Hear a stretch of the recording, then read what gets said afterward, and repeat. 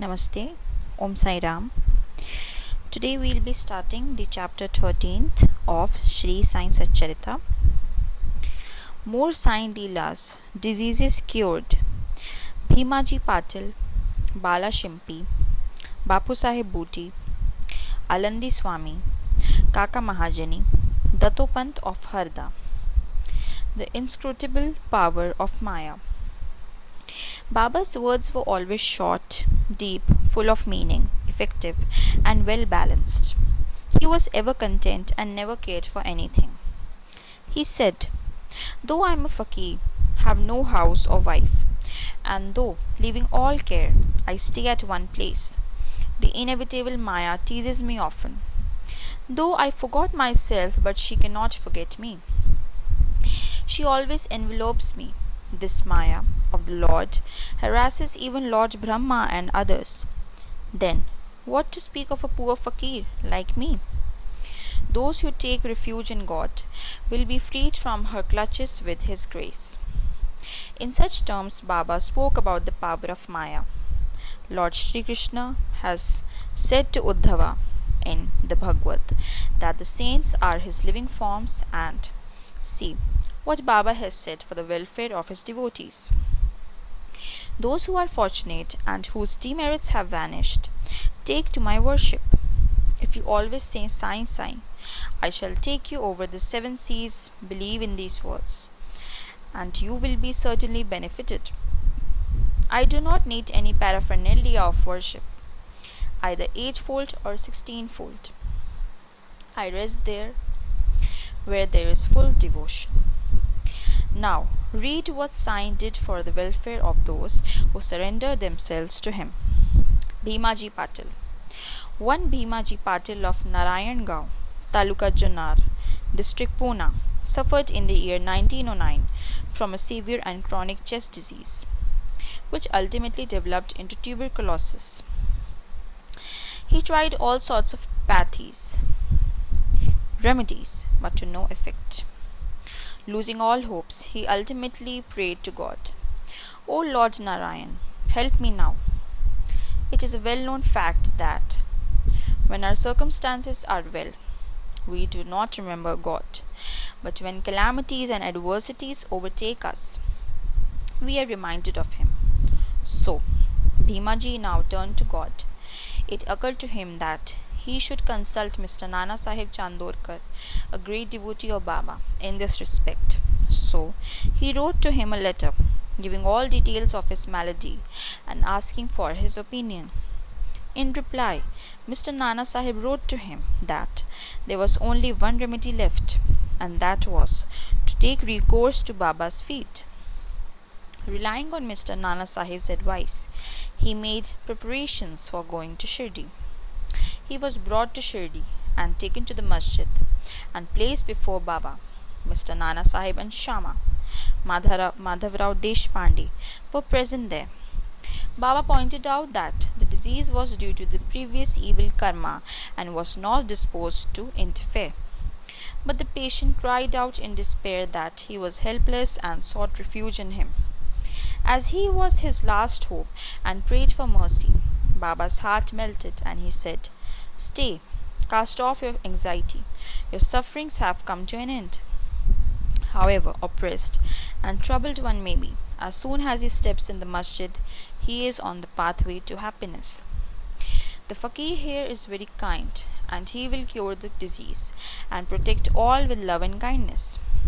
The patient used to vomit blood every 5 minutes, but there was no vomiting in the presence of Baba. From the time Baba uttered the words of mercy, the malady took a favorable turn. Baba asked him to stay in Bhima Bai's house, which was not a convenient and fit place, but Baba's orders had to be obeyed. While he was staying there, Baba cured him by 2 dreams. In the first dream, he saw himself as a boy, suffering the severe pain of a flogging, which he received for not reciting his poetry lesson before his class master. In the second dream, someone caused him intense pain by rolling a stone up and down over his chest. With the pain thus suffered in dream, his cure was complete and he went home. He then often came to Shirdi. gratefully remembering what Baba did for him, and prostrated before him. Baba also did not expect anything from devotees but remembrance, unswerving faith, and devotion.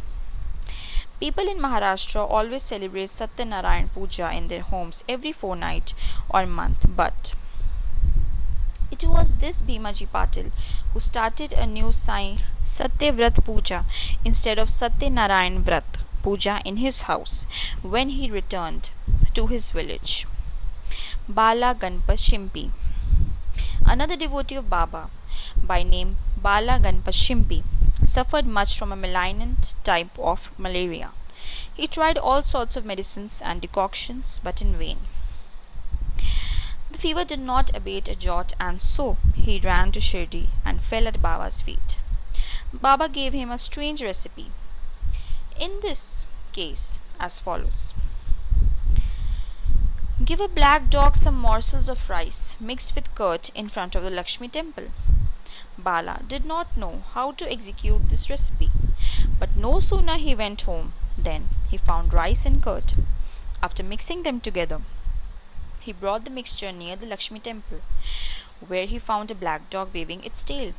He placed the curd and rice before the dog. The dog ate it, and strange to say, Bala got rid of his malaria. Bapu Sahib Booty. Shriman Bapu Sahib Booty suffered once from dysentery and vomiting. His cupboard was full of patent drugs and medicines, but none of them had any effect. Bapu Sahib got very weak on account of purgings and vomitings, and therefore was not able to go to the masjid for Baba's darshan. Baba then sent for him and made him sit before him and said, "Now take care, you should not purge any more," and gestured with his index finger. The vomiting must also stop. Now, look at the power of Baba's words. Both the maladies disappeared, and Booty felt well. On another occasion, he had an attack of cholera and suffered from severe thirst. Dr. Pillai tried all sorts of remedies, but could give him no relief. Then he went to Baba and consulted him as to what to drink that would allay his thirst and cure the disease. Baba prescribed an infusion of almonds, walnuts, pistachios, boiled in sugared milk. This would be considered a cause for fatal aggravation of the disease by any other doctor or physician, but in implicit obedience to Baba's order, the infusion was administered, and strange to say, the disease was cured. Allende Swami. A Swami from Allende, with a desire for Baba's darshan, came to Shirdi. He suffered from severe pain in his ear, which prevented him from getting sleep. He was operated for this, but it served no purpose. The pain was severe, and he did not know what to do. While he was returning, he came to take Baba's leave, when Shama requested Baba to do something for the pain in the Swami's ear. Baba comforted him, saying, "Allah acha karega," that is, God will do good.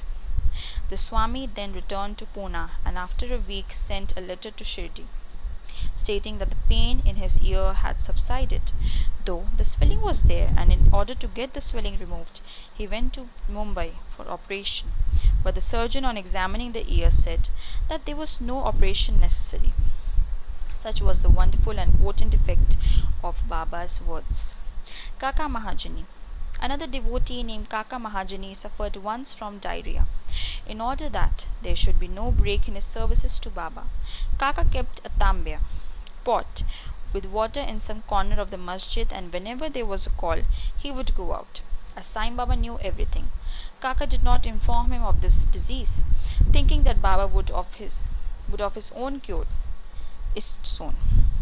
The work of constructing the pavement in front of the masjid was permitted by Baba. But when the actual work began, Baba got wild and shouted out loudly. Everybody ran away, and as Kaka was also doing the same, Baba caught hold of him and made him sit there. In the confusion that followed, somebody left a small pouch of groundnuts there.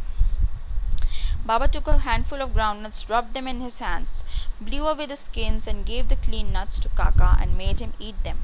Scolding and cleaning the nuts and making Kaka eat them went on simultaneously. Baba himself ate some of them, Then, when the nuts were finished, Baba asked him to fetch water as he felt thirsty. Kaka brought a pitcher full of water. Then Baba drank some water and made Kaka also drink it. Baba declared, "Now your diarrhea has stopped and you may attend to the work of the payment." In the meanwhile, other people who had run away returned and started the work, and Kaka, whose motions had stopped, also joined them. Are groundnuts medicine for diarrhea? According to current medical opinion, groundnuts would aggravate the disease and not cure it. The true medicine in this case and in other cases was Baba's word. Dattopant of Harda. A gentleman from Harda by name Dattopant suffered from stomachache for about 14 years. None of the remedies gave him any relief. Then, on hearing Baba's name, that he cures diseases by sight, he ran to Shirdi and fell at Baba's feet. Baba looked at him kindly and gave him blessings. When Baba placed his hand on his head and gave him Udi with blessings, he felt relieved and there was no further trouble about the malady. Towards the end of this chapter, 3 cases are cited in footnotes. Madhavrao Deshpande suffered from piles. Baba gave him decoction of Sonamukhi. This relieved him. Then after 2 years the trouble reoccurred and Madhavrao took the same decoction without consulting Baba. The result was that disease aggravated, but later on it was cured by Baba's grace. Second, Kaka Mahajani's elder brother, Gangadhar Pant, suffered for many years from stomach pain. Hearing Baba's fame, he came to Shirdi and requested Baba to cure him. Baba touched his belly and said, "God will cure." From that time, there was no stomach pain and he was completely cured. Third, Nana Sahib Chandorkar also suffered from acute stomachache. He was restless the whole day and night. Doctors administered injections which produced no effect. Then he approached Baba, who told him to eat barfi mixed with ghee. This recipe gave him complete relief. All these stories show that the real medicine that cured the devotees and their diseases permanently was Baba's word and grace, and not any medicines or drugs. Woe to Sri Sai, peace to be all. Om Sai Ram.